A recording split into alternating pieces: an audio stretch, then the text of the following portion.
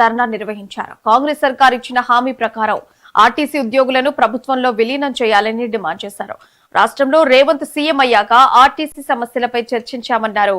ఇప్పుడే గద్దెనెక్కాను అని కొత్త కాపురం పెట్టాను, కొంత సమయం కావాలి అన్నారు.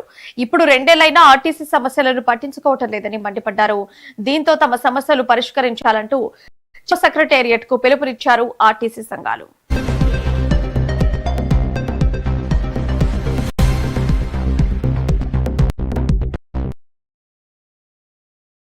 కేసీఆర్ గారు ప్రభుత్వం దిగిపోయే ముందు ఇదే కాంగ్రెస్ పార్టీ ఇప్పుడు ఉన్నటువంటి రేవంత్ రెడ్డి ముఖ్యమంత్రి వర్యులు ఏం చెప్పిండ్రో, మీకు బిర్యానీ కావాలని కోరిండ్రు. మీకు బిర్యానీ కాదు కదా, పప్పు బువ్వ పెట్టడానికి కూడా కేసీఆర్ దగ్గర గిన్నె లేదు. ఆ పప్పు బువ్వ ఉడకదు, మంట పెట్టడానికి మంట లేదు, వండడానికి గిన్నె లేదు. నా దగ్గర ఉన్నది గిన్నె, నా దగ్గర ఉన్నది పప్పు, నా దగ్గర ఉన్నది బియ్యం. నన్ను ముఖ్యమంత్రిని చేయండి, మీకు వండి పెట్టడానికి నేను సిద్ధంగా ఉంటానని మేనిఫెస్టోలో పెట్టినటువంటి చరిత్ర గల వ్యక్తి.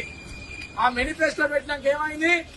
నేను ఇయాలనే సంసారం చేసినా, ఇయాలనే గద్దెనెక్కినా, నేను చదువుకోవడానికి కొంత టైం కావాలన్నాడు.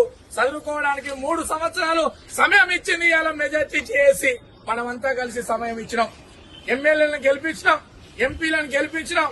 నిన్నగాక మొన్న మున్సిపల్ ఎలక్షన్ లో కూడా ఈ ఆర్టీసీ బిడ్డలు నిన్ను నమ్మిరు కనుకనే, ఈ ఆర్టీసీ బిడ్డలు ఇంకా నిన్ను నమ్ముతున్నారు కనుకనే మీ వాళ్ళను మెజార్టీగా గెలిపించి మీకు పట్టం కట్టింది. ఆర్టీసీ బిడ్డలు ఇంకా నిన్ను నమ్ముతున్నారు కనుకనే మీ వాళ్ళను మెజార్టీగా గెలిపించి మీకు పట్టం కట్టింది.